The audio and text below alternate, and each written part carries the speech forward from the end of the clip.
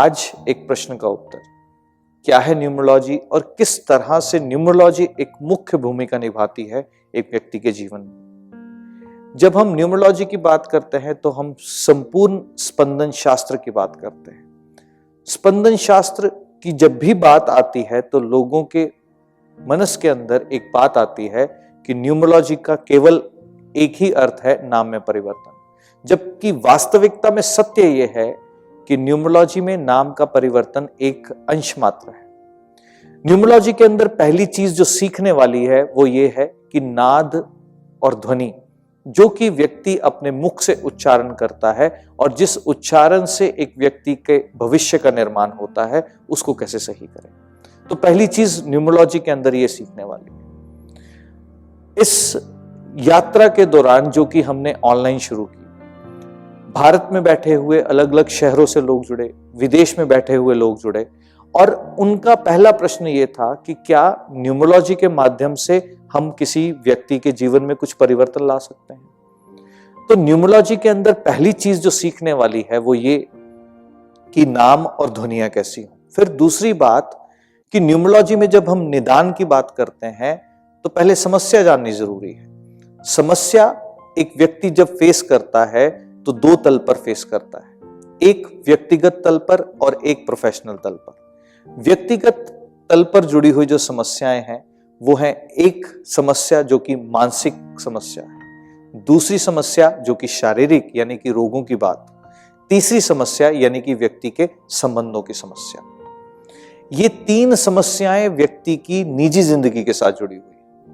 जब मैं professional life की बात करता हूं तो एक व्यक्ति का व्यापार अच्छे से ना चल पाना, एक व्यक्ति के व्यापार में वृद्धि ना हो पाना, एक व्यक्ति के व्यापार में क्लाइंट का ना आना या एक व्यक्ति के व्यापार में पैसा फंस जाना, या यूं कह ले कोई बच्चा अगर अपने करियर को सेट करने जा रहा है तो जॉब का ना मिलना, जॉब का मिल जाना तो उसमें प्रमोशन ना होना, ये बातें प्रोफेशनल लाइफ के साथ जुड़ी हैं।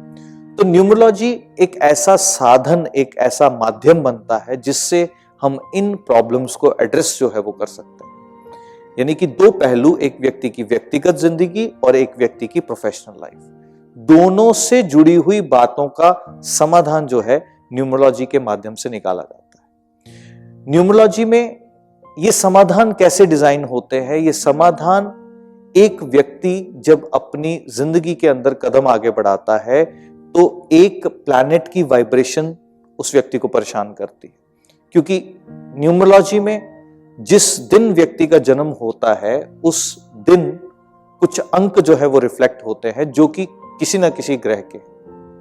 ज्योतिष के अंदर जो 9 ग्रह हैं वही न्यूमरोलॉजी में एक अंक से लेके 9 अंकों तक बताते हैं। एक ग्रिड जो कि न्यूमरोलॉजी का बनता है, जब उस ग्रिड के अंदर कभी प्लैनेट की वाइब्रेशंस रिपीटेडली आती हैं, कभी बिल्कुल मिस हो जाती हैं और कभी एक ही बार देखने पर भी वो प्रॉब्लम देती है। तो पहली चीज जो सीखी जाती है वो ये कि ये प्लैनेट की वाइब्रेशंस जो डिस्टर्ब नजर आती हैं, चाहे रिपीट होने पर, चाहे मिस होने पर, चाहे एक बार देखने पर, इसको कैसे संतुलन में लाएं। फिर दूसरी चीज जो इन प्लैनेट्स की वाइब्रेशंस के साथ जुड़ी है वो है 5 तत्व, यानी कि पंच तत्वों को किस तरह से एक व्यक्ति की डेट ऑफ बर्थ के अकॉर्डिंगली बैलेंस किया जा सकता है। ये बैलेंस करने के बाद हम ये देखते हैं कि क्या व्यक्ति अपने घर के अंदर जाके चिड़चिड़ा हो जाता है तो क्या कहीं उस व्यक्ति की घर की वाइब्रेशंस तो नहीं डिस्टर्ब, यानी कि घर की वाइब्रेशंस उस व्यक्ति के साथ मैच कर रही है या नहीं कर रही, क्या उस भवन का नाम जो है वो सही है।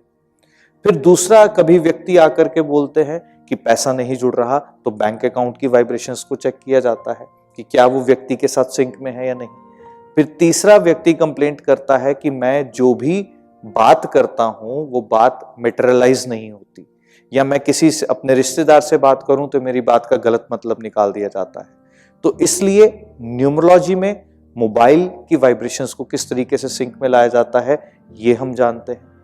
फिर हम जानते हैं कि एक व्यक्ति जब बार बार कंप्लेंट करता है कि मेरी गाड़ी जो है वो खर्चा बहुत मांगती है, गाड़ी के अंदर डैमेजेस बहुत ज्यादा होते हैं, गाड़ी के अंदर एक्सीडेंट्स बहुत होते हैं, तो कैसे उसकी कंपैटिबिलिटी जो है हम वो चेक कर सकते हैं। फिर एक व्यक्ति कंप्लेंट करता है कभी कि बिजनेस ग्रो नहीं कर पा रहा।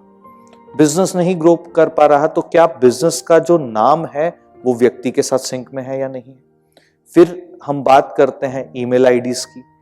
तो ये सारे छोटे छोटे पहलू हैं जिनको हम ध्यान में रख करके एक व्यक्ति के जीवन में न्यूमरोलॉजी के माध्यम से संतुलन जो है वो ला सकते हैं।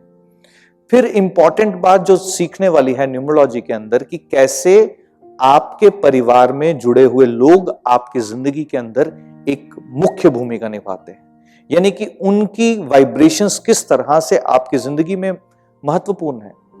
फिर हम क्या सीखते हैं कि एक अच्छी कंपैटिबिलिटी मैरिज की कैसी होनी चाहिए।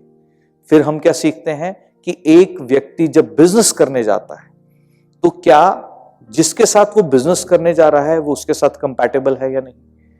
और ये सारी चीजें सीखने के बाद अल्टीमेटली ये यात्रा किस चीज की है, समाधान की। तो 7 तरह के समाधान जो है इस यात्रा के दौरान जो है सिखाए जाते हैं, जिसमें से अलग अलग प्रॉब्लम्स के लिए अलग अलग तरह के समाधान जो है वो डिजाइन किए गए। तो इस यात्रा के दौरान आप लोग अनुभव करते हैं कि किस तरह से एक अंक से लेके 9 अंक तक अगर किसी भी व्यक्ति के जीवन के अंदर डिस्टर्ब हैं तो उनके क्या समाधान जो है वो व्यक्ति को सजेस्ट किए जाएं एज पर न्यूमरोलॉजी।